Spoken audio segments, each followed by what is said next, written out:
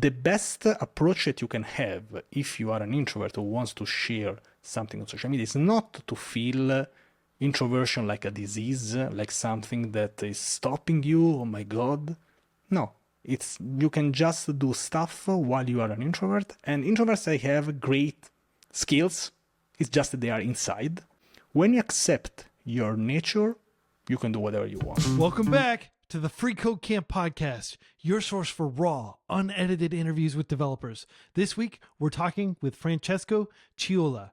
He's a software engineer who worked at the European Space Agency on the code that powers the Copernicus satellite program. He's also published courses on Docker and the Rust programming language. Support for this podcast comes from a grant from Wix Studio.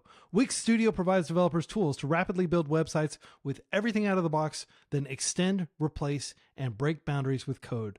Learn more at wixstudio.com. Support also comes from the 11,384 kind folks who support Free Code Camp through a monthly donation. You can join these chill human beings and help our charity's mission by going to donate.freeCodeCamp.org.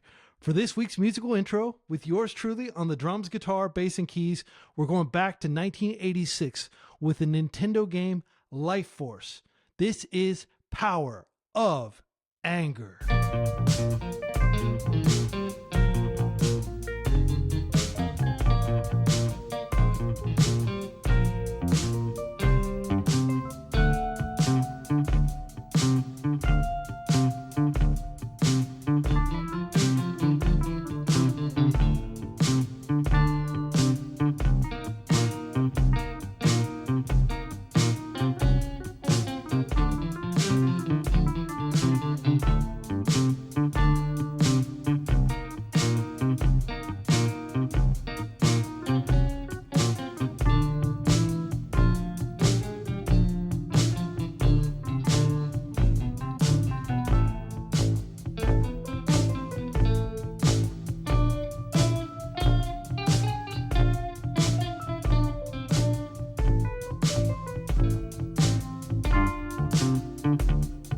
Francesco Ciulla, welcome to the Free Code Camp podcast. Thank you so much, Quincy, for inviting me. I'm super excited. Let's get started and let's talk about Rust and many more things. Yeah, and my first question for you is about Rust. So Rust, of course, is a high-performance programming language that a lot of people love. I think it's been voted the most loved programming language by the Stack Overflow annual developer survey for many years in a row. Why Rust? Yes, thank you so much for this question, Quincy. I think Rust really found the right spot between the right developer experience, but also high performance. And usually high performant languages, they're always fascinating, like C and C++. They're very hard to die because people really want efficient software. And I think that Rust has something unique, especially in the memory area. So it helps you really to manage memory in the right way. One of my predictions is that in the future we will have more programming languages that will use a similar memory structure. And also, I really like the compiler that it's like an annoying grammar that it's like very picky on many things, but once it works, it's really a very good program. And yes, so I've been creating Rust tutorials for a couple of years, but I've been coding in Rust for way longer. And I think Rust is not the easiest programming language to learn. That's why I'm here, so to create tutorials and make your life easy. Yeah, and I like how you compare the Rust compiler to kind of like an irritating grandma who is correct, but it's like, you're right, grandma. Dang it. Now I've got to change my ways. You know, my grandma would always, bless her heart, rest in peace, grandma. She would always tell me like, you're going to come to regret doing that. And then I would have to come reckon with that and ultimately change my ways. And she was always right. And the Rust compiler similarly is kind of trying to save you from doing things that you're going to ultimately regret. C++, you mentioned that has been the go-to high performance language for many, many decades at this point. Whenever you need to write something that has to run really fast, and where you can really scrutinize the code and stuff. C++ has been the go-to, and recently Rust is starting to kind of like take that mantle to an extent, because there have been a lot of C++ memory safety issues. I'm just going to mention a few real quick. One of them was definitely the Heartbleed OpenSSL buffer overread. That happened like 10 years ago. There have also been issues with the Mars Pathfinder, like race conditions in that. And of course, the most tragic of all was the Therac 25 radiation therapy machine, where there was a race condition in the code that would essentially silently deliver many times the required dosage to a radiation therapy patient, like if you're getting treatment for cancer or something like that. And a lot of people were killed by this. And it's very hard to prevent these kinds of buffer overflows and race conditions and things like that in C++. And Rust has done a good job of mitigating those to a large extent, just through forcing you to program a certain way and just having better ways of ferreting that out when you're actually writing the code, so you don't have to discover after the fact, oh yeah, this is what killed all those cancer patients, right? So that may be one of the reasons why Rust is suddenly surging in popularity. You've been creating a lot of tutorials around Rust. Yes, I've been doing this for a while, and this really proves how software really now is in our lives. So now software really affects people's lives. Maybe it was not like that 40 years ago, but now everything is used behind some software, and so this is becoming something more, let's say, urgent, and probably we need to take care of this. And nothing against the C++, of course, but there are some things that are coming up, and so Rust, let's say, has learned some mistakes done by other languages, and being just a bit younger, you can learn from others' mistakes. Yeah, and one mistake that has personally affected you mentioned before we started recording, that the CrowdStrike blue screen of death that they delivered to millions of machines around the US, Europe, everywhere, ultimately caused you to kind of ruin a vacation. It sounds like it was not a vacation; it was a conference. So I was in Berlin for a conference, and my flight has been cancelled. So I had to come back by bus from Berlin to Rome, which is about 2,000 kilometers, 36 hours of bus. 36 hours of bus. Wow. Something like that. Hey, CrowdStrike, where's Francesco's check? My goodness, what an inconvenience. And again, it's all caused. This is not caused by C++. I want to be clear. We're not pinning this on C++. This was just bad software engineering practices, bad process management. But it just goes to show that bad decisions in software can have substantial real world ramifications. So I think it's awesome that you're out teaching people best practices and how to avoid those sorts of situations. And I want to dive further into your crazy story of how you became a software engineer, because you were not always a software engineer. Maybe you can go back, I mentioned this in the intro, but you worked as a volleyball coach for 20 years, right? You came to software pretty late in life. I'm very interested in hearing about your upbringing in Rome, Italy, where you still live to this day, and your journey into software engineering. Yes, of course. So when I was a child, I had a Commodore 64. Maybe it's better to speed up a little bit. I had one too. I was very fortunate. My parents were able to provide me with a computer, and it was like a Commodore 64 Amiga. Yes, I still a Commodore 64 T-shirt that I forgot to wear. But anyway, let's say I've been coding for a while. I also did a C course when I was 14. In high school. The main purpose was to impress a girl. It didn't work at all, of course, but at least this is how, let's say, I started handling these efficient programming languages. And then yes, I also I made some basic HTML and CSS stuff. This was many years ago. Then when I was 15, I became a volleyball coach. When you are 15, probably you don't know what to do with your life. I think barely I know now. So I ended up by, let's say, teaching volleyball since I was 15, 16. And this has been my job for almost 20 years, 18 years. I also would like to mention that in the meanwhile, I was also doing some private lessons also because both of my parents are teachers. So my mom is a math teacher, my father is a gym teacher, gym instructor. So I've been teaching for my whole life, like math, chemistry, physics, high school, let's say things. So has been my life. Let's say now let's fast forward. I was doing a CS degree, but in the meanwhile I was still working as a volleyball coach. Even when I did my first, internship, I was still doing like half life was like volleyball coach and half life was learning programming. Now I have to make a confession, Quincy.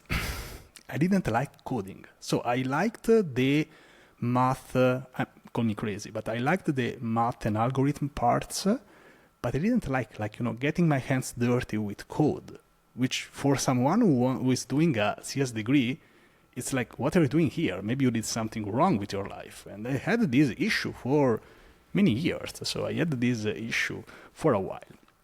And then in 2015, it was exactly 10 years ago, I made a post some days ago.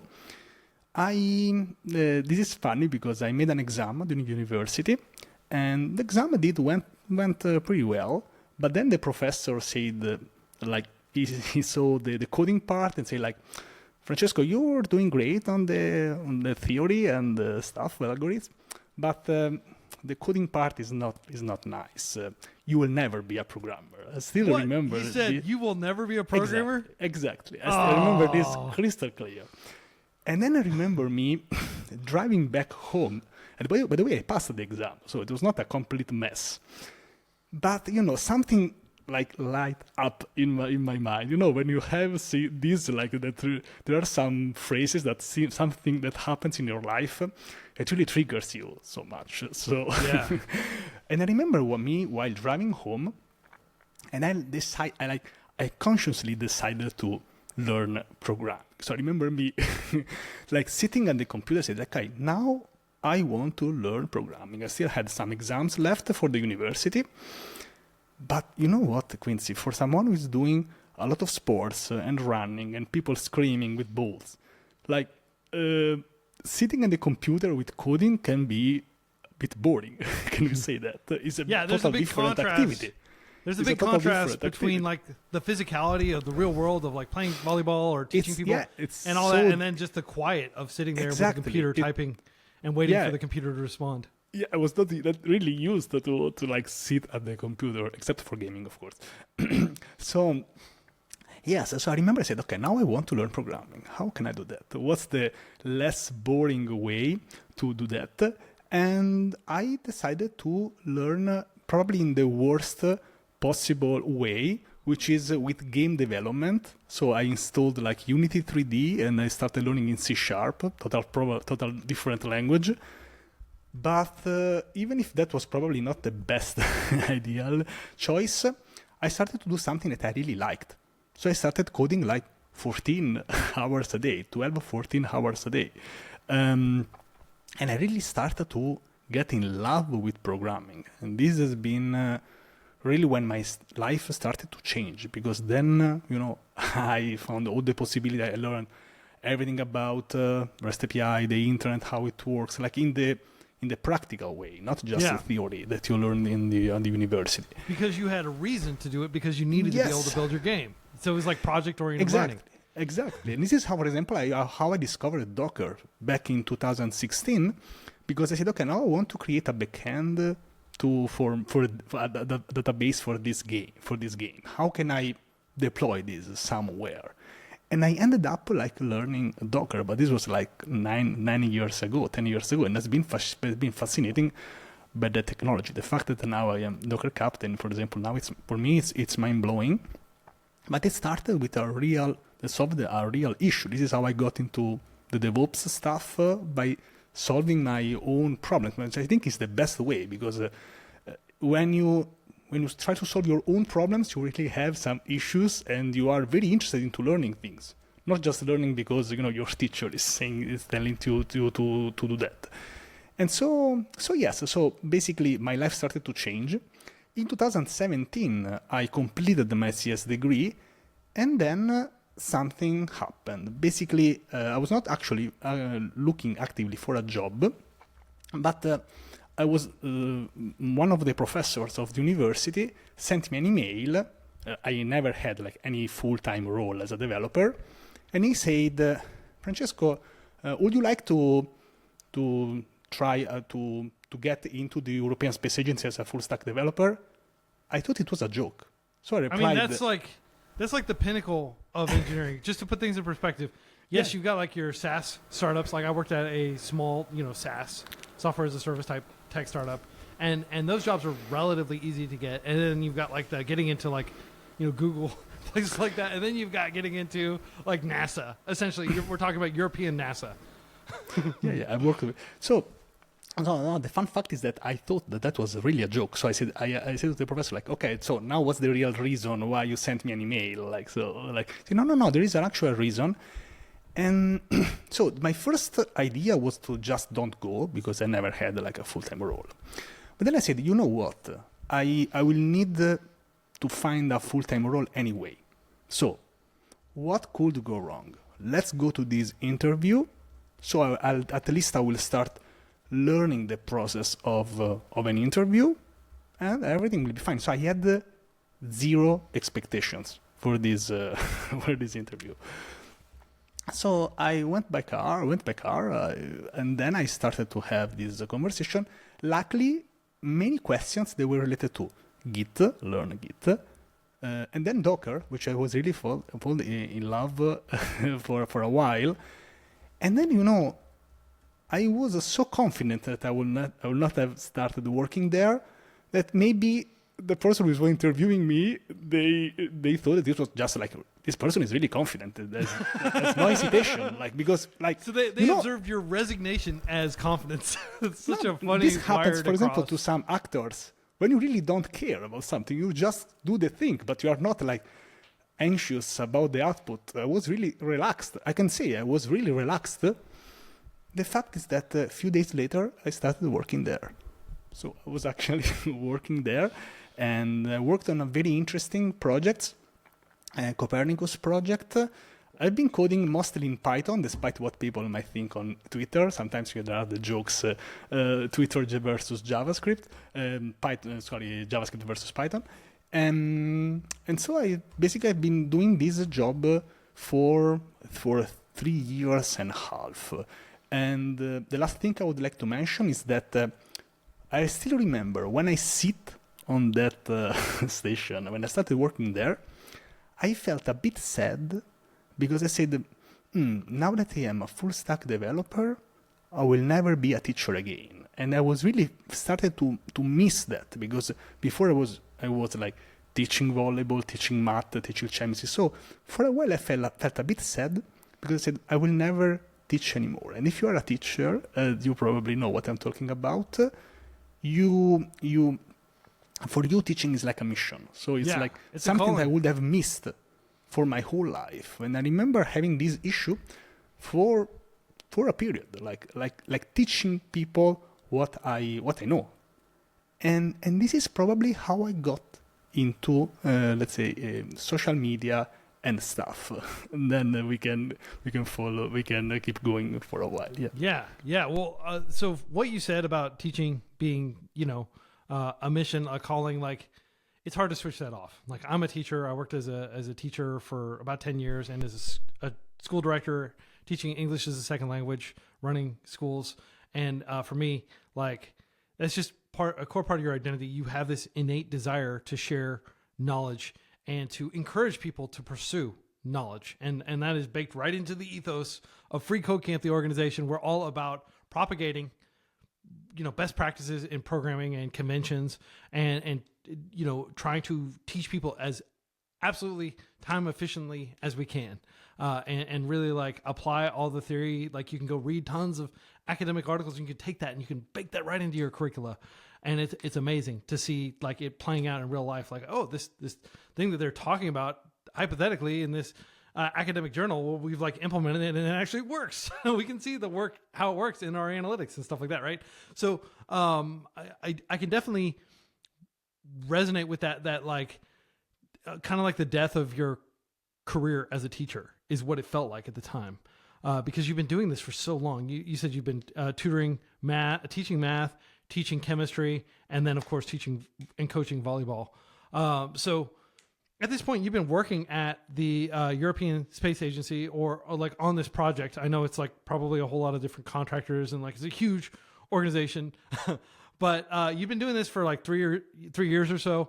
And is that when the teacher bug started calling and creeping back in, like, oh, you got to go share this knowledge that you're learning?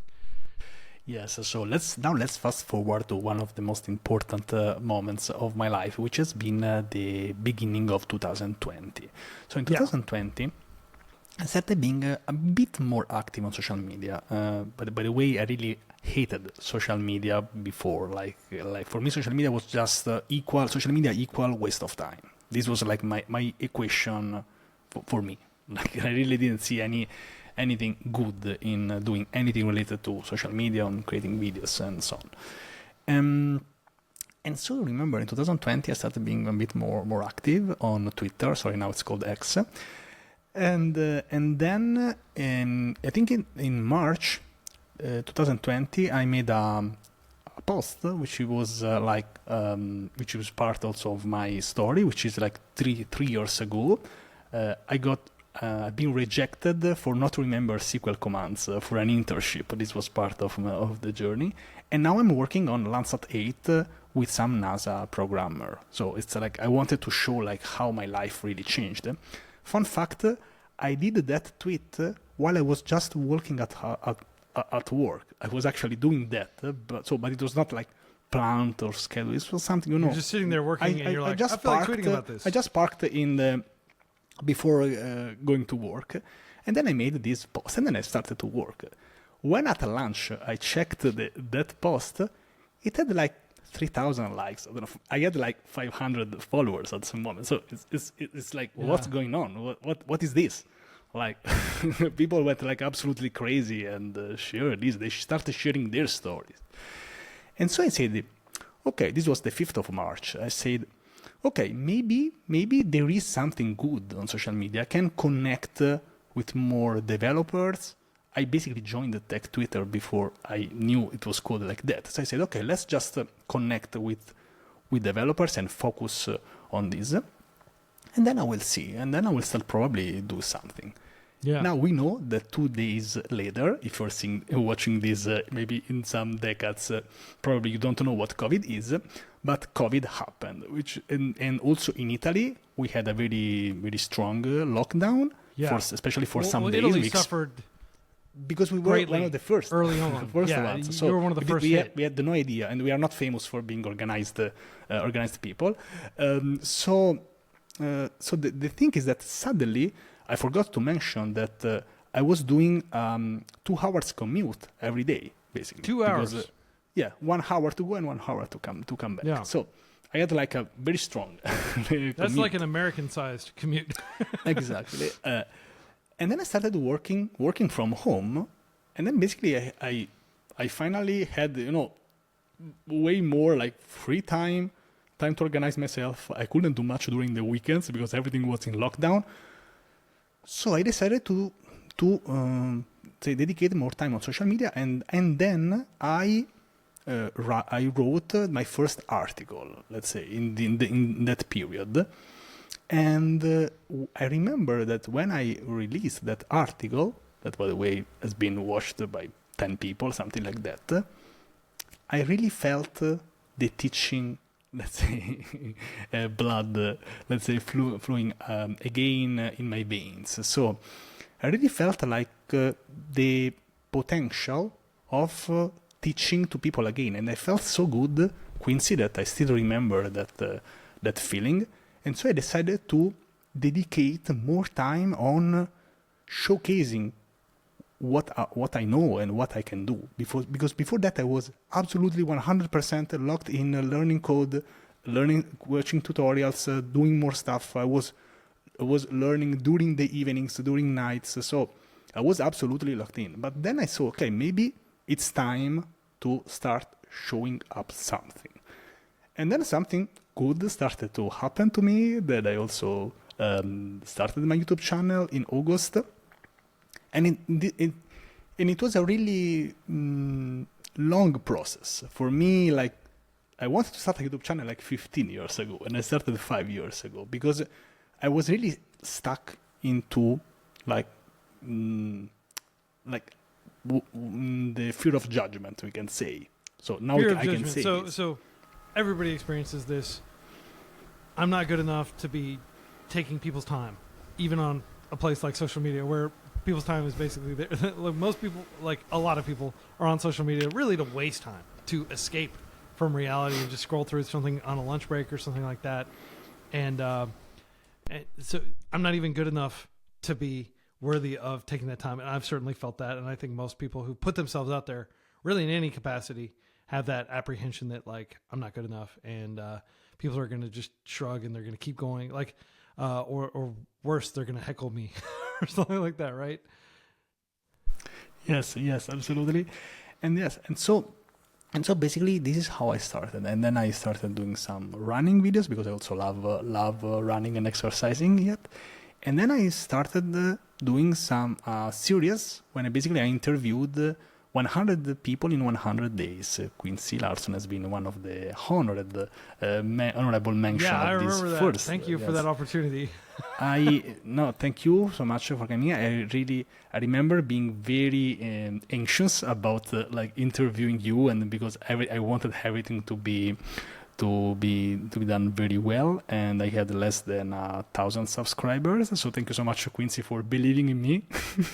Yeah, and for perspective, I think you've got like more than 200,000 now. You've got a ton. Yes. So I did something in the meanwhile, but but at the beginning it's very hard, because the beginning it's very hard. You have no idea how many things you need to set and to work on to get something meaningful, I would say, even to build an audience.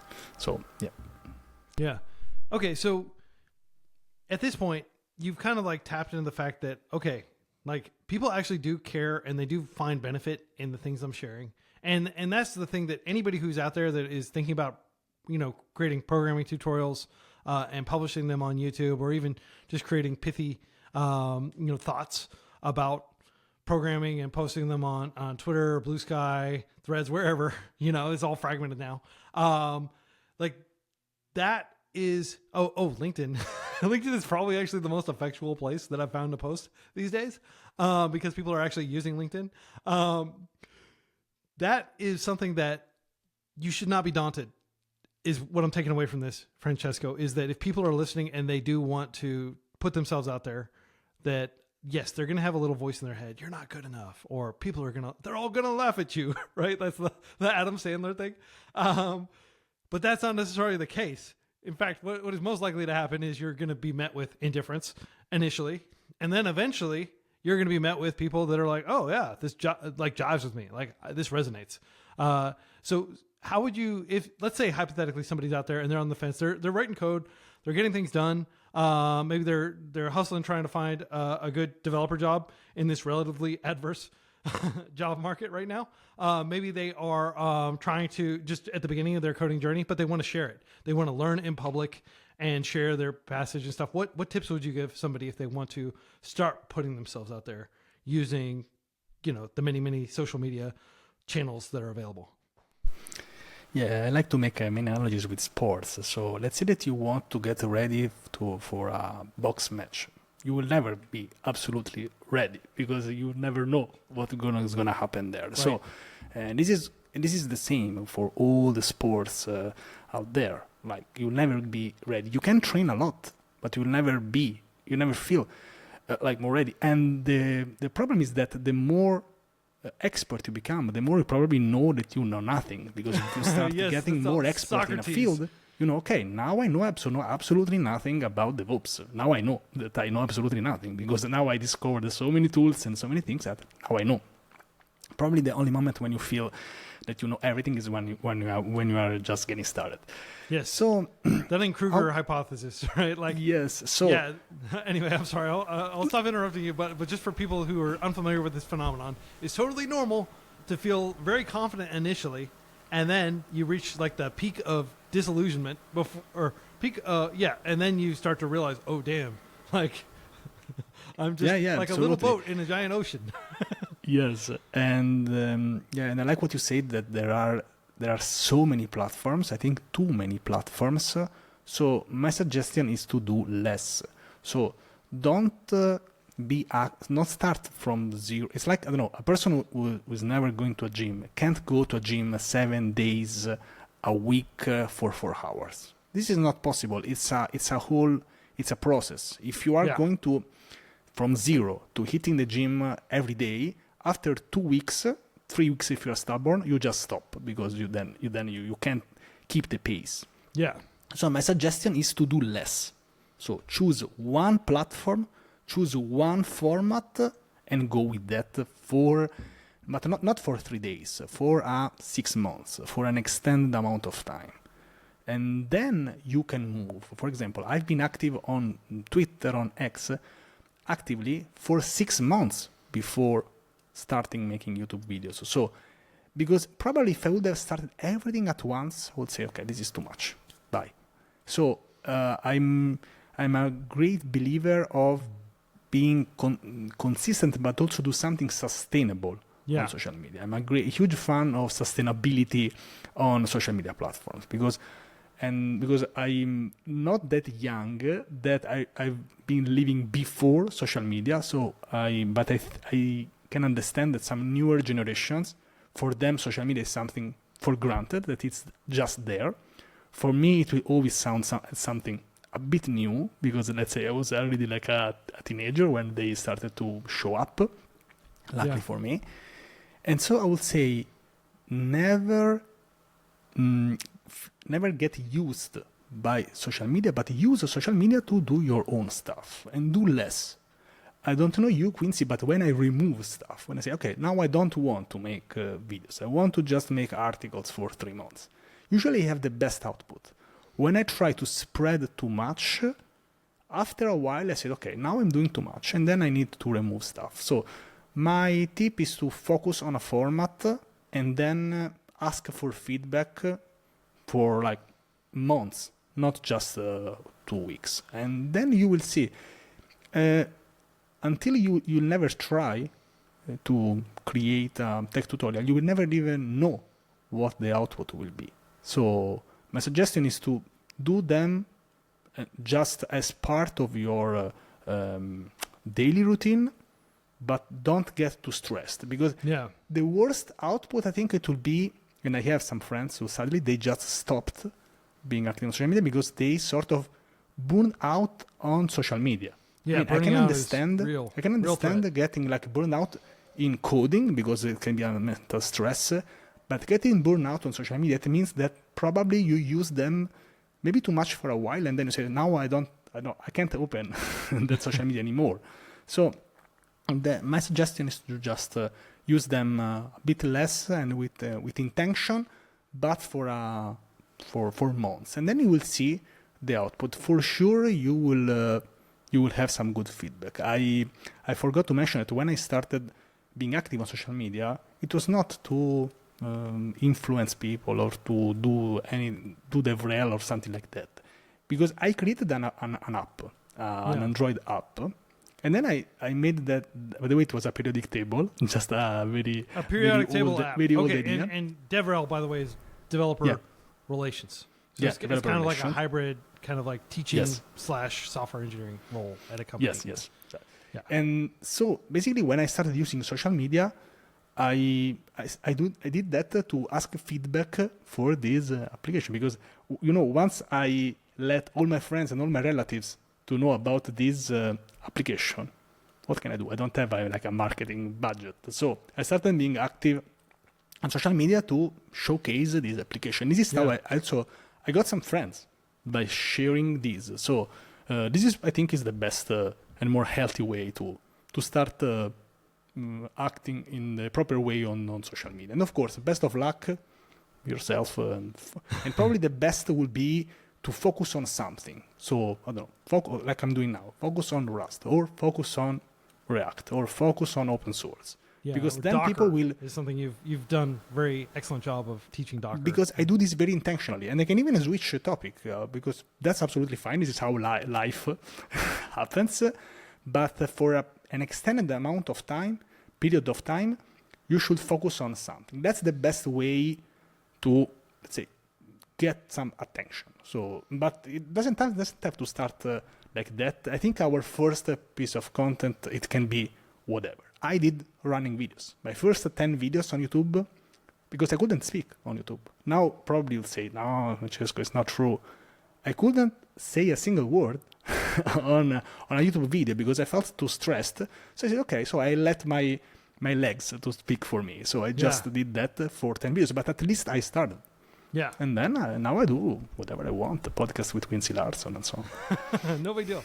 So just to recap what you're saying, first of all, that's really cool how you kind of baby stepped it in with running videos where you didn't have to talk, because obviously, Francesco, you are a non-native English speaker. You're an Italian speaker who has adopted our language, like the language of like the Anglophone realm, which is a lot of countries like, Nigeria, South Africa, the United States, the UK, Australia, India, like lots of countries you use English, but you had to like learn that as a second language and, kind of like learn how to communicate in that way. And so that's like just an additional layer of difficulty that many people listening to this may not have to face. But, so you started, and also the cultural differences. I'm not going to just pretend that Italy and the United States are the same. There are probably dramatic cultural differences between the two. So you got to also take that into account as well, that like Italy is a pretty big country, but like the total addressable market, if you're talking in English, is, billions of people, right? It's like everybody in India, it's everybody in the United States, everybody, like a lot of people in Europe, they have excellent English education, in Germany and Sweden, places like that too. So, but I guess the main takeaway from what you said, using social media just as a tool to get the word out, not getting too invested in it, and starting simple, starting with a single channel. And when I say channel, I mean it in like the marketing terms. Like you could consider LinkedIn as a channel. You consider TikTok as a channel, right? Like there are different places where you can post instructional content. And again, like the way I look at these platforms is they're mostly used for wasting time and like entertaining yourself with cat videos and stuff like that. That's the classic stereotype of social media, but it can be used for anything, right? It is a general purpose tool. freeCodeCamp approach YouTube, where people were mostly creating like 10-minute like listicle type videos. And we started publishing 10-hour videos on like Python development and stuff like that. And like YouTube was like, what's going on? Why are you doing this? Like, why are you just posting giant videos? And I'm like, well, because it works. People want a giant video. They don't want like a whole bunch of playlists and have to like jump around and stuff like that. Like we figured out our lane on YouTube was to create these comprehensive courses and to go as in-depth as we want to and not worry about like runtime and things like that. And not worry about like, okay, we got to keep things super entertaining so people won't jump away when the commercial break starts or something like that. We didn't even have ads for the first few years. And then YouTube changed the terms of service and said that they would basically run ads regardless of whether you monetize your channel. So we decided to go ahead and monetize it. But just a little bit of freeCodeCamp history. But essentially, you're saying focus on just a few topics, focus on a few channels, and do that for several months. And don't quit your day job. You didn't quit your day job immediately to like, oh, I'm going to be a social media influencer, right? No, you were like, I'm going to just do these while I'm working my day job writing code for the power of satellites, and then and continuing to learn. And a lot of it was probably learning in public as you were learning, as you were getting like this.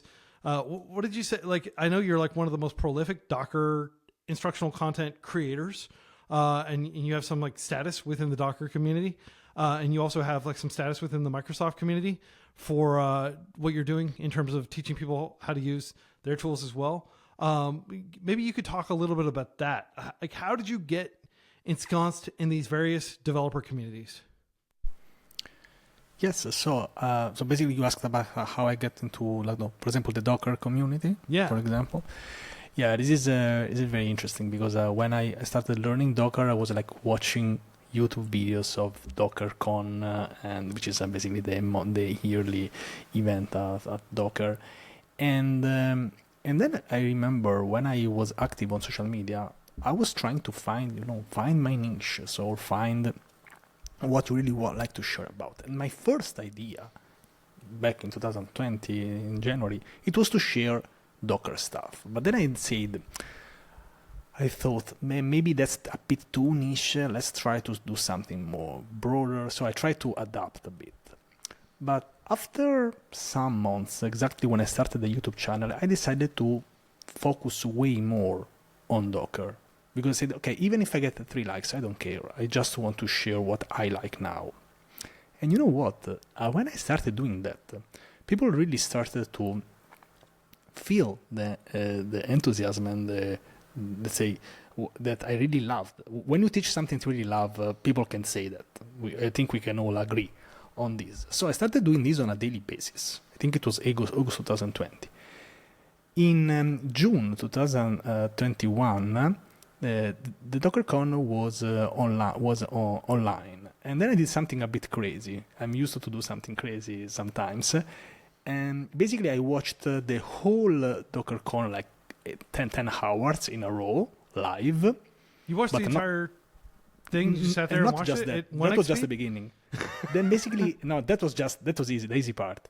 Then I edited the whole 10 hours of DockerCon into 20 minutes. So probably if you are an editor, okay, you know what I'm talking about. And then basically this, but by editing this and publishing this, Docker noticed me. And they proposed me to become a Docker captain. And so I got like involved in the whole Docker community. I'm sorry. Yeah. 1 second. Yeah, so the entire Docker community, which, Docker, of course, is like the theme is these containers. I'll tell a very quick history of Docker. So like for a long time, there were people that worked on the shore, like longshoremen. I think there are still these people. But if you ever watch this amazing movie from the 1950s, I think, maybe 1960s, it's called On the Waterfront. It's got Marlon Brando, and he's a longshoreman and like a kind of like failed boxer. And what they did was they like moved all the cargo off the ships, and they had to like manually pick up these big boxes and carry them off and stuff. And then at one point they invented the shipping container, and that made all the difference in terms of like modernizing. Like now they could just use a big machine to pick up the shipping container and unload ships much faster, reload ships much faster. So the storage container, that is the idiom. That is kind of like the idiom, I guess, the analogy that Docker uses for being able to have like an environment where you can spin something up and everything is exactly how you configured it. Like it's like a virtual machine that has everything pre-configured, whether that's your environment in terms of like development or whether that's your production environment or something like that. You can have everything perfectly captured in this this image, and then you spin it up in a container, and then you access volume for data storage and everything like that. Like and Docker, right?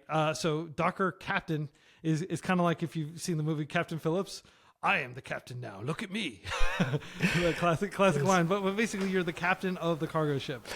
Yes, and of course, and no, some people think that this is like a title that I gave to myself just to look good, but no, that's actually their ambassador program. It's called like that, and they're basically volunteers who creates and they amplify Docker releases and so on. They're not paid again, but for example, they get access to some features before anyone else, or they get involved into even giving the first feedback. I think they have a very great ambassador program at Docker. So this is how I got involved into the whole Docker community, which I think it's a very great one. I also had the honor to go to Los Angeles, I think 2 years ago, to the last DockerCon. I also been a speaker there, so this was really gave me a great. Wow! Also, so yeah, teaching Docker took you all the way to Los Angeles, where undoubtedly on the waterfront was conceived and created. Sorry, I'm just trying to bring this full circle. Exactly. But I think this really shows, Quincy, how if we do something with passion in coding, we can go very, very far. So if even this Italian boy with a funny accent can make it to Los Angeles at DockerCon, I think that it's time for you even to start sharing more stuff offline. And being like, at the beginning can be a bit hard, but it can really, something really great can happen to you. And I will not call luck at that point, but just putting the effort to put something out instead of just absorbing stuff and learning, which is still super fine. But I think that this really changed my life, we can say.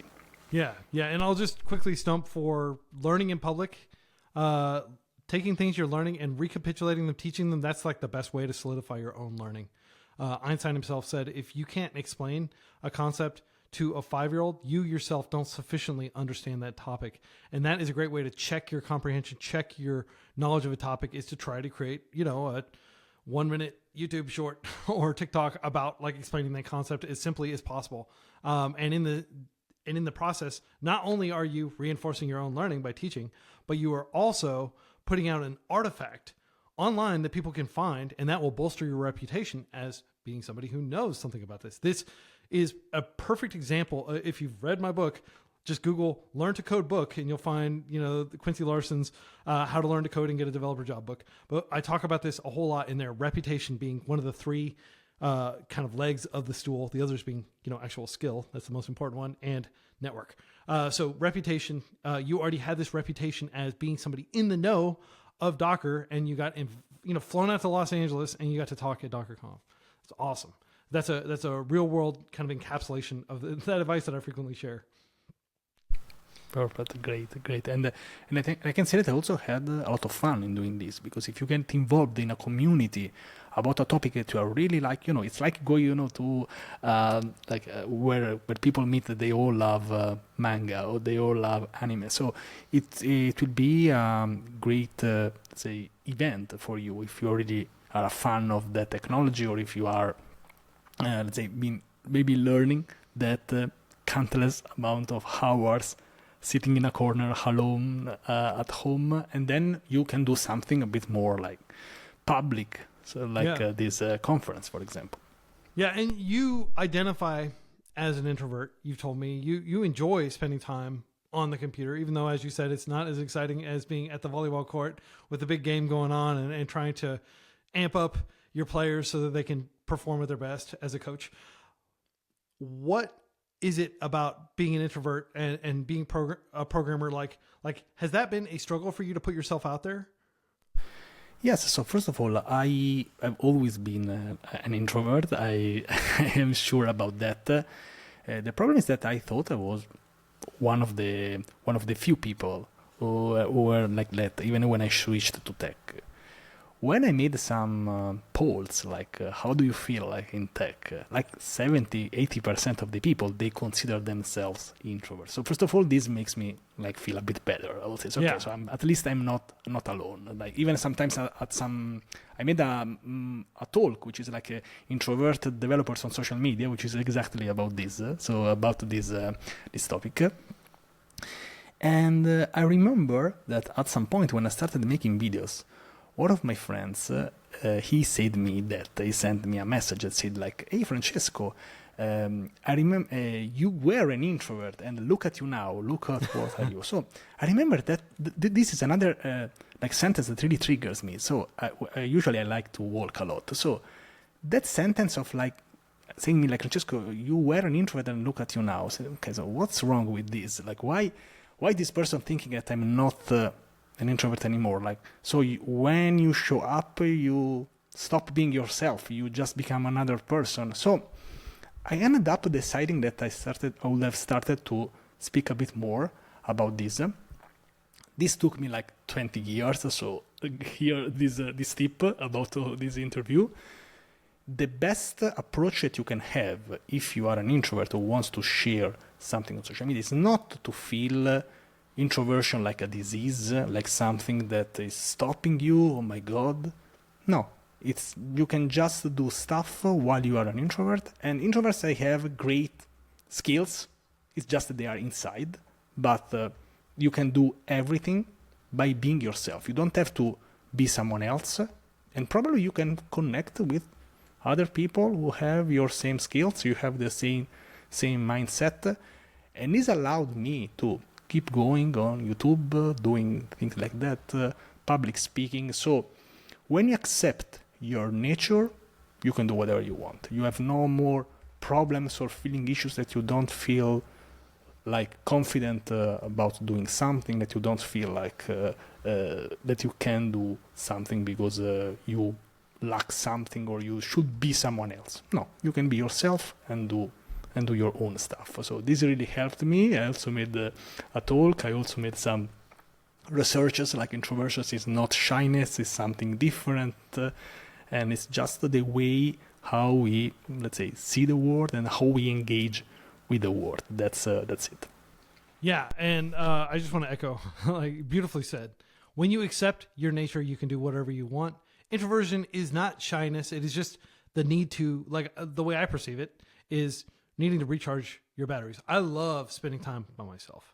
I've got, a house that has kids and a pet cat that always jumps on my head when I'm sleeping, and a wife, and then I've got my in-laws whom I hang out with over the summer in Asia, and then I've got my parents here that are not a far drive, and they're frequently coming into town, or we're going up to see them, and that is all great and everything. But what I really like to do for fun is just go and walk around the nearby pond, or go do mall walking and listen to podcasts and stuff like that, and just be by myself. and that is what helps me recharge the batteries so that I can do things like getting on a podcast and interviewing, I guess, a fellow introvert, Francesco here. Yes, I just define myself now as a jacked introvert. So now, for example, I can do 2 hours of interviews, I can do a 3 hours, let's say, conference, but this doesn't change my nature. I still lose energy, but since I'm very well trained now, I lose energy like at a very slower pace, but I still lose it, even during now. But now I'm enjoying it because it also depends on the environment you are. So yeah, it's like learning to hold your breath. Like humans cannot breathe underwater. We don't have gills, but we can hold our breath for quite a while, and we can swim for quite a while. And if you're a fan of One Piece, you can even have like a sword fight underwater and win while you're a human fighting against a fish man. Sorry for anybody who doesn't care about One Piece, but like I thought that was awesome when Zoro fought, Hori underwater. So let's dive into some takeaways for other people that are, potentially introverts who are in a situation where they do probably benefit from putting themselves out there. I think one of the biggest mistakes you can make as a developer is just to focus on your skills exclusively and not cultivate your reputation, not cultivate your network. I know nobody likes the term network. Nobody likes networking, but that is a fact of life. Humans are social creatures, and who you know is important, and who knows you, who knows of you, that is also important. Especially when you're working as a freelance dev, which you've been doing freelance dev work and freelance DevOps. I want to talk about kind of general strategies that you have for people who may find going out and doing all this social stuff exhausting. How would you approach that if, like, let's say hypothetically you were parachuting into a new city, nobody knew who you were, and you had to start from scratch? Yes, absolutely. By the way, I am one of those people who still finds this exhausting. I think the best way to put yourself out is to do this in a gradual and consistent way. So it's very similar to exercising. It's very similar to running. It's very, very similar. You even go out of breath. Like when you're anxious, if you go on a stage, on a talk for the first time, you go out of breath. It's like when you go for a run for the first time. So there are some analogies. So I think that the most important part is to be yourself, because this is a cliche, but because if you try to do something very different from your persona, from who you are, then you need to keep going with that character where is not you, and then probably this will put a lot of stress out. I don't mean that we need to share everything we do in our life, but I think the best way is to share things that you are doing. And sometimes people they ask me like, how can I do? What's the best way? I think the best way is to start from what you are doing, and then sharing. Are you currently, I don't know, learning how Kubernetes clusters they work? Share something. Share something about that. You can create an article. You can, for example, you can even create connections with people platforms that you have been using. For example, have you been using FreeCodeCamp to learn something? Great. Share on social media that you are using the tutorial, that you completed the tutorial, that you got a very cool certificate. These are things that usually, if you're an introvert, you don't feel the urge to share this, because introverts, they like to keep things for themselves. If you see something cool, you say, okay, this is cool. Instead, you should do that extra step. Say, okay, I completed a course on FreeCodeCamp on the basic HTML. Share it on social media that you have done it. That's the best way. It doesn't have to be complicated. People don't expect a full crash course from zero of you. Probably that nobody will watch it because they don't know you. So again, something sustainable. Share things, because once you start sharing something that you did on FreeCodeCamp, for example, I'm not saying this because you are here, because it's a very good example. You start connecting with people who are learning on FreeCodeCamp. People, maybe you created the article on FreeCodeCamp. So you start doing the connection in the best, genuine way. That's the best way. It doesn't have to be complicated. You don't have to do a Traversy Media crash course in the first time you go online. No, you should start from what you like and the technologies that you like. So you start connecting with people in that area. Or even better, you start connecting with people who are learning the same things. Even better, you can find a job related to what you are learning. If you keep sharing that you are learning React, and then you got, a very first small job, and then you start sharing this, and people will congratulate you. For example, when I found, I have no regrets in life, but for example, when I got my first job for the European Space Agency, I was not active on social media. I couldn't share it on social media. I didn't even have the idea.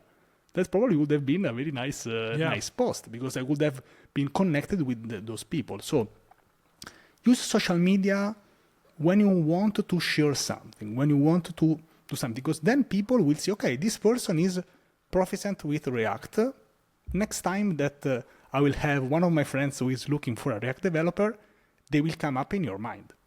And this is very powerful. And I'm saying, and I find it funny that I'm here advocating for this, because I didn't believe in this. I didn't believe in advocating for people who heard about them online. I was not that believer. So I'm here now trying to convince you. You were basically me 5 years ago. So, and even if I'm not a huge fan of the word networking, I can say that connecting with those people will help you. I got many jobs. Even one of my friends on Twitter, he offered me a job, and I started working from him. I think it was the 1st of April 2021. People thought it was an April's Fool, but it was true. I started working on the 1st of April. Or the job for Daily Dev. I interviewed the CEO on my YouTube channel. So you never know what opportunities will come up at you. But if you start, connecting with people, trying to do meaningful activities, then you'll get lucky. That's right. it. And I'll just add, one thing that I found to be helpful is if you're not ready to do big public posts on your LinkedIn profile or create a YouTube channel or something like that, join other people's Discords, join other people's, if you can get invited to group chats, just text message group chats. That's how a lot of people communicate now. There's been kind of a migration off of the big social media platforms into these smaller enclaves. If you can get active in those, you can build good relationships over time with those. And over time is an operative thing. It takes a while to earn people's trust. It takes a while to build up genuine understanding of who these other people you're hanging out with are. And don't rush these things, and don't get discouraged. Just keep putting in the time would be my humble advice. So one thing I want to talk about, Francesco, is the fact that you are a freelance DevOps consultant. You help organizations with their DevOps, their infrastructure, make decisions around, cloud and things like that. And I wanted to dive a little bit into what your day-to-day workflows are like when you work with a client and you help them with DevOps. Yes, sure. So I've been doing this for a while, of course, and now I'm doing this also in the meanwhile while I'm also doing all the social media and content stuff, but I still enjoying doing this.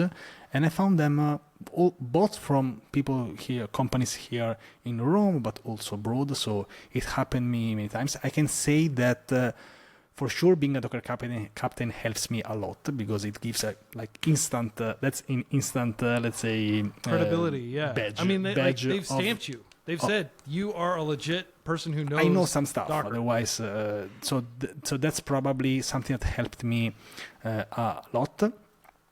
And to be honest, Quincy, I really find fascinating all the cloud ecosystem, because it's less, related to a single technology. So this is why I like, for example, all the Docker and DevOps stuff, because you don't have to learn that specific JavaScript frameworks probably will disappear in 6 months, but it's something more, it gives you more like the big picture of how the things work. So, and this is personal. Some people might say, for example, I don't like CSS. Now, don't hate me, but for example, it's just a different way of thinking. So, for example, I'm not a huge fan of design, even if I've done this in the past.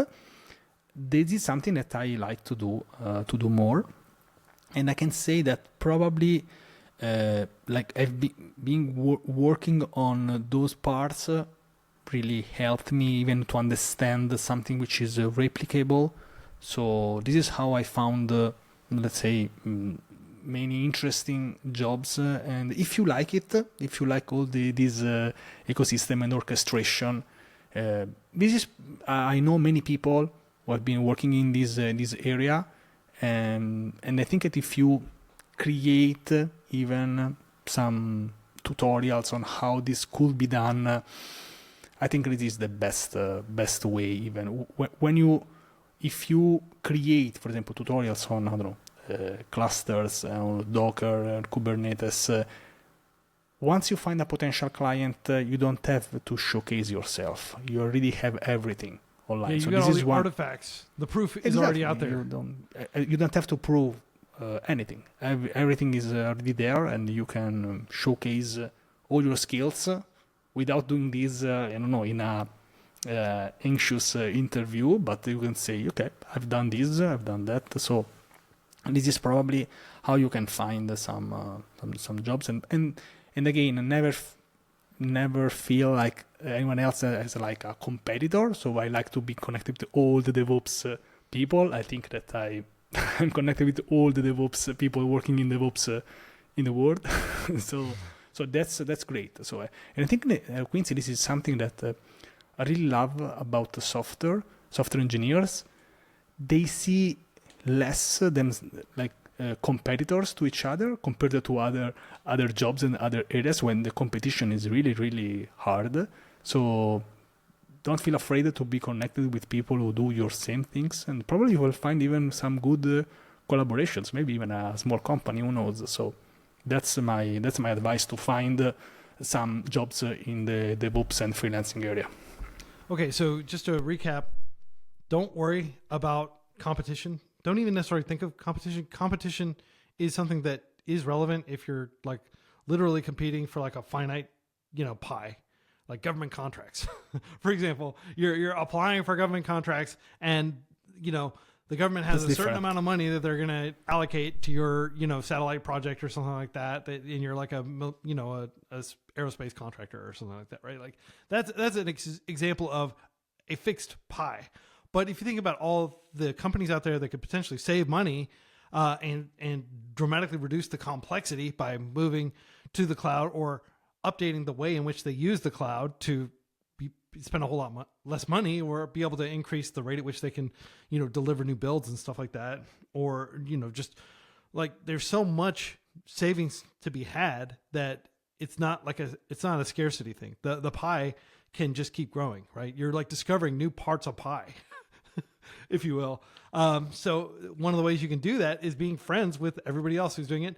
And there's a good chance that a lot of these people hit like their limit as far as what they can do. This is one of like the unspoken, I'm sure it's spoken, but freelancers are busy. They've got a lot of work. And sometimes they'll have like a client who wants something done and they won't have the bandwidth for it. And who are they going to turn to? One of their trusted friends. Like, hey, I don't have the bandwidth for this job. Would you like to take this job? And then later you reciprocate like, hey, I've got this, so it's kind of like an insurance plan in the sense that like they're like having a network and kind of passing work around and endorsing one another and stuff like that. I mean, that it is over a long iterated game. Competition, a lot of people look at it as, a one-off game in game theory, right? We're going to play this game one time. And so I have all the incentive to keep the $20 for myself and to give you $0, right? But if you think of it as an iterated game where there are many, many rounds and maybe it goes on indefinitely, collaboration makes a lot more sense than competition. So I think if you think in that sort of abundance mindset in terms of building those relationships, there will be people that are Machiavellian in how they approach it, and they'll be very transactional and stuff like that. And you quickly learn to avoid those people, right? And you just make friends with the people that are much more open and not just trying to hoard all their contacts or hoard all their work, but are actually trying to go out and just get things done and are confident, have faith that more work will come down the pipe in the future. So that is my unsolicited advice to anybody listening. If you want to do freelance, don't take a scarcity mindset, take an abundance mindset and presume that there will be more work. And of course, there's so much doom and gloom out there. How do you feel about DevOps? Like, do you feel like everything's going to be automated? DevOps that field is going to cease to exist. I know I'm kind of like loading the question, but there will be people in the comments who are talking about that invariably. Yeah, sure. So for sure, we want to automate things. So let's start from things that are for sure. So for sure, we want to automate things. Now, how we automate things, they are different from how we were automating things 20 years ago. The problem is that we are just switching problems. So now we have probably more powerful tools to automate, but then we want even more advanced and orchestrated applications. So we are just switching the problems, because now if you need just one person, two people to orchestrate 1,000 computer clusters, perfect. Every company will want this, and so there will be more let's say roles in that area. This is normal, and I think this is an area when you still need like human people like handling things, of course with some support, automation, but to automate things you need human supervision, because in an ideal world nothing wrong happens, but this is exactly the opposite of the reality when everything happens. Blackouts, shortage, so issues you don't even know, like I don't know, a hard drive that just fills up or just a random attack from somewhere. So of course you will need people to handle this. So that's an area that I really like, and I think that it can be worth it also to learn if you like doing these sort of things. It's not for everyone, but some people really like this part of orchestrating, and I think that it's still absolutely percent worth. And if you leave a comment, of course I will fight with you in the comment. Awesome. So do leave comments with timestamps for anything you disagree with me or Francesco on. We will be happy to fight you in the comments. All right. And that is not adversarial. We just want to get to the truth. We want to like elucidate, and through argument and discourse, that's how we get closer to an approximation of the truth. So how would you advise someone who is maybe they're a junior dev, or they've been doing software development, like just various projects? Do you think that you have to work as a software engineer before you can move into DevOps, or do you think that there is potentially a path straight into DevOps where you get some cloud certifications and you start, doing consulting? Mm-hmm.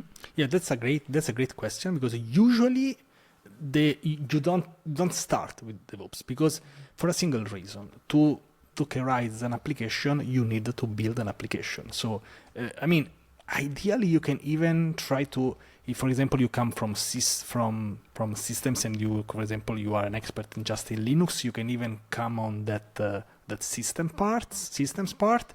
But let's say for software developers, usually they go the other way around. So they start building an application, and then at some point they say, okay, now how can I expose this application to the world? So I think that most of the people, they will have this issue. So it makes absolutely sense. I also have been in that problem, at that problem like 10 years ago, 15, 20, 12 years ago.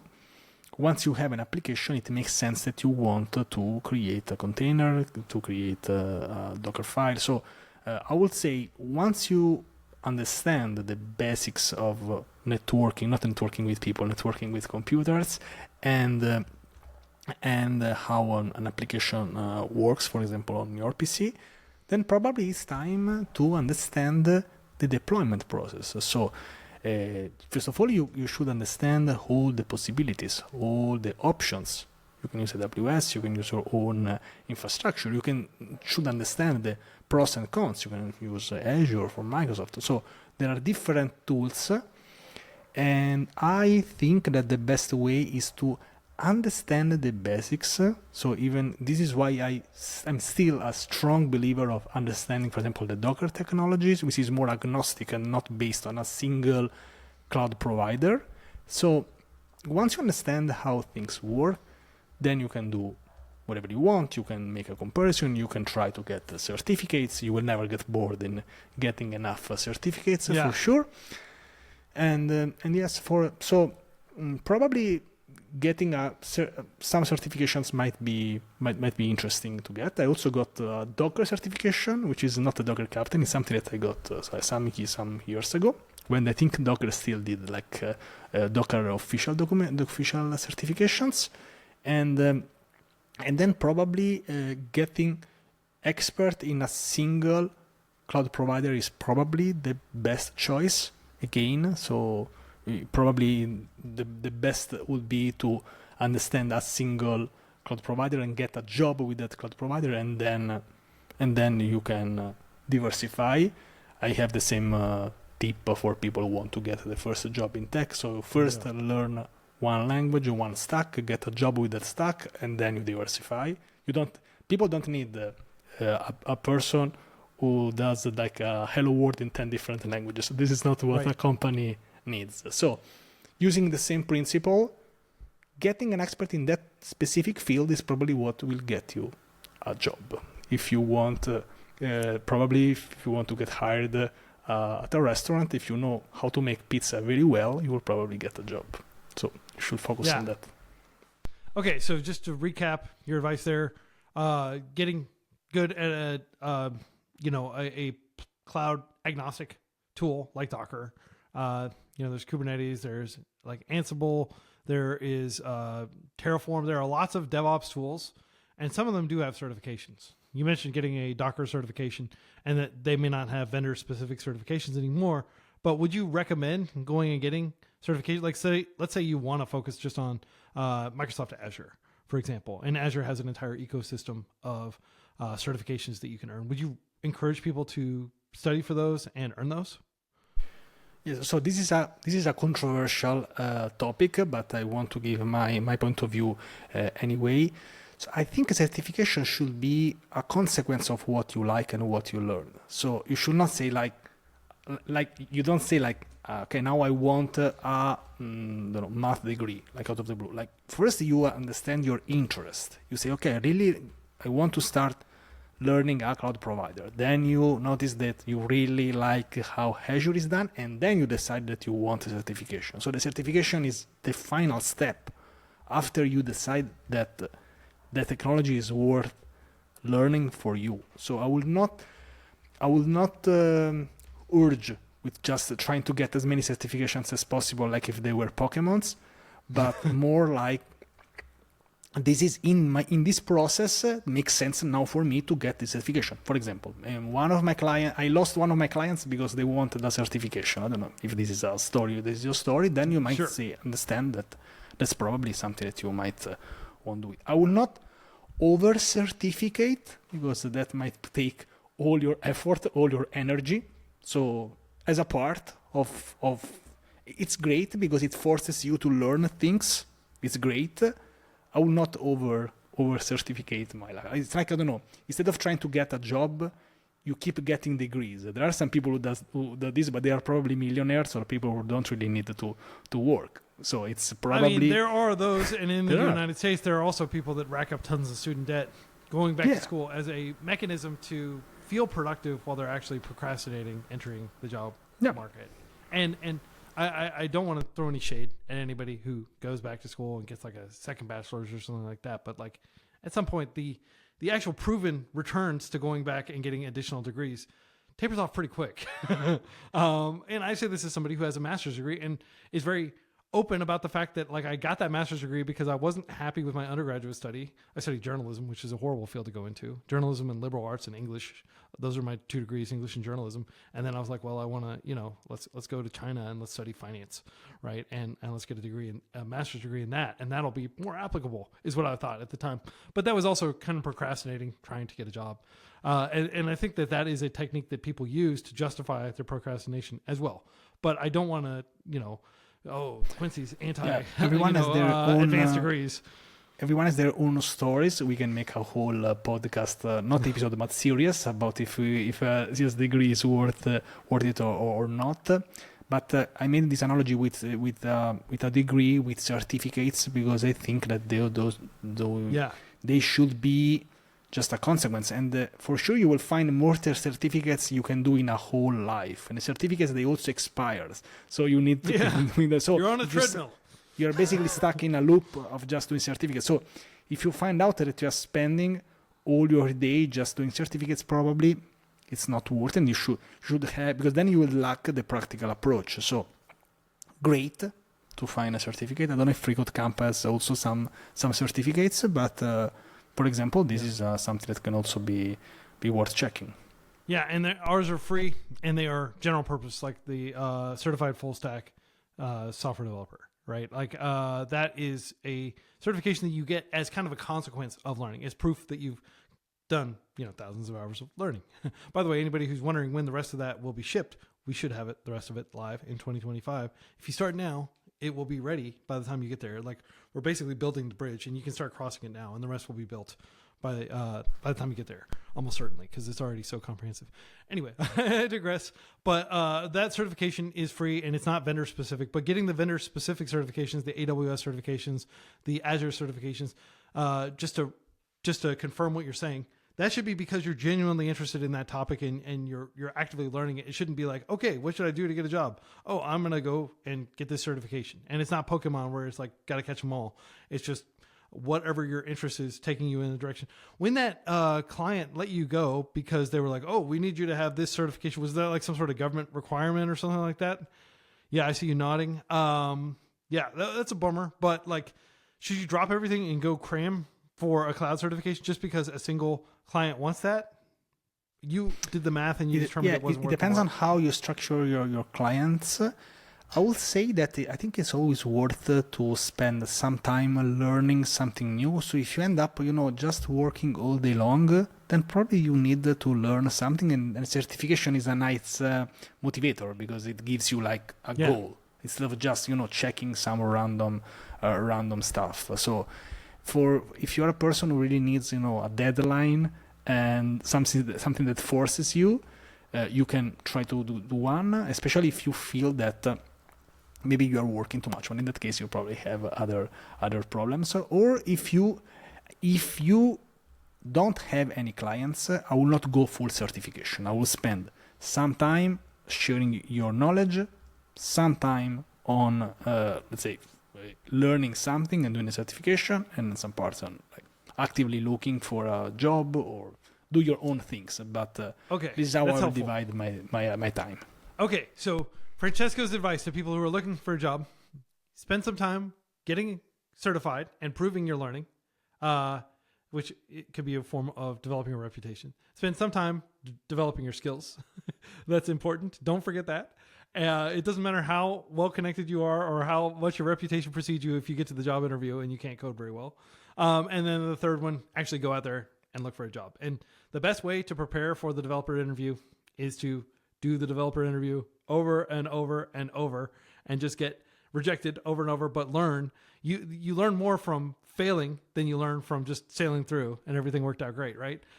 So that is the good news, is that if you have the audacity to put yourself out there repeatedly, you will get better at interviewing, and you'll gradually just learn all the tacit knowledge associated with that task that you're not going to learn grinding leak code or something like that, right? So I have one final question for you, Francesco. You've been so generous with your time. If you could send advice back to yourself, you're a 32-year-old volleyball coach who does know a little bit about programming, but has never really gone hard with programming, and you've never really taken it that seriously. You've always kind of, that teacher is in the back of your mind. You will never be a programmer. Like, what advice would you give to yourself if you had like a magic time machine where you could just send like a few sentences back to yourself? Yeah, first of all, if I had a time machine, I would move it way sooner than 32 and move it to probably 15 or 10. But, let's say that I have just a 10 years time machine. So usually I have no regrets of my life, so I'm happy with everything I did. I will do something a bit different. The two main things that comes up in my mind are, the first one, when I started the learning, is I had the idea that I wanted to learn everything. So like any beginner, say, okay, now I want to learn all the front-end frameworks. This was my idea, of course. Also because I was not active on social media, so I had no idea how the things work. So I said, okay, I want to learn everything. And this idea of learning everything, of course, it failed, because frameworks are not dead. They move in the meanwhile. If you stop doing React for 2 years, that's probably a whole new framework. So it's impossible to keep pace with all the technologies. Maybe you can keep pace with one technology if you like it. Maybe you can keep pace with Rust if you like it. Maybe you can keep pace with Docker if you like. But you can keep pace with all the JavaScript frameworks, for example. So I will focus more on a single stack instead of trying to learn, all the front-end frameworks. So this is from a technical point of view.